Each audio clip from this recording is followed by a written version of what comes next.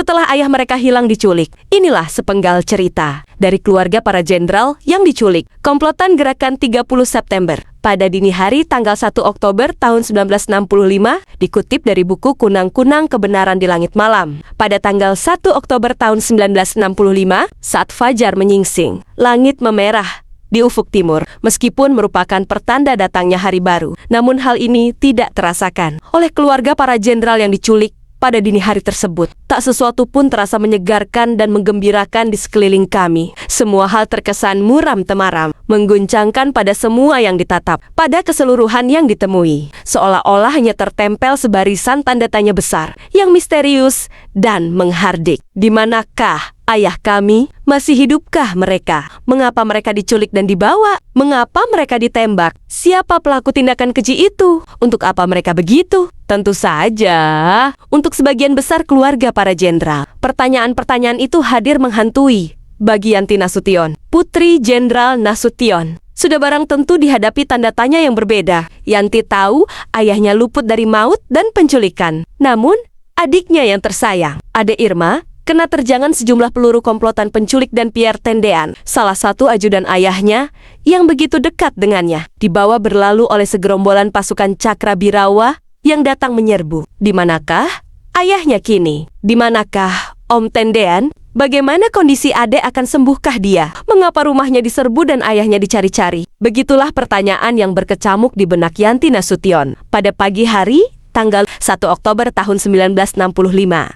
Ketika gerombolan penculik telah pergi dari rumahnya. Begitu pula yang dirasakan oleh Amelia Yani, putri Legend Ahmad Yani. Menurut Amelia Yani, ia tahu betul ketika ayahnya ditembak berkali-kali sebelum diseret, dilemparkan ke dalam truk dan kemudian dibawa pergi. Pada batinnya ada harapan tipis. Sang ayah masih selamat. Namun semua ini mudah menghilang kembali oleh fakta-fakta tak terbantah bahwa ayahnya telah nyata-nyata tertembus peluru, bersimbah darah, dan diseret pergi dalam keadaan yang sama sekali tak berdaya.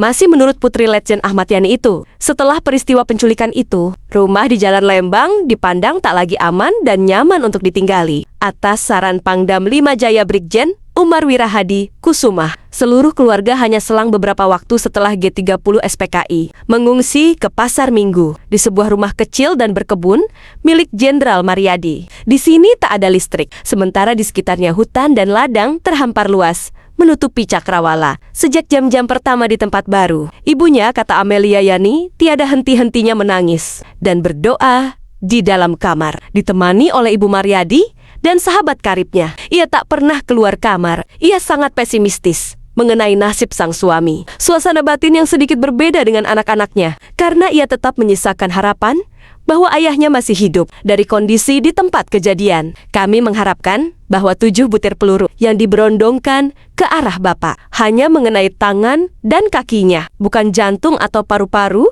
atau bagian-bagian vital lain. Harapan kami terasa sedikit membubung ketika para ajudan pun, termasuk Mayor Bardi dan Pak Darto, bercerita bahwa Bapak sedang bersama Presiden Soekarno di istana dan tengah dirawat intensif oleh tim dokter. Begitulah harapan dari Amelia Yani ketika itu. Menurut buku Kunang-Kunang Kebenaran di Langit Malam, kepindahan juga dilakukan keluarga Panjaitan. Rumah mereka terlalu mengerikan untuk ditinggali karena suasananya betul-betul mirip ajang pembantaian. Mereka mengungsi ke rumah seorang saudara di Jalan Katmutia. Ibu Panjaitan hampir tak berpengharapan sama sekali tentang nasib suaminya. Demikian pula ke-6 putra-putrinya.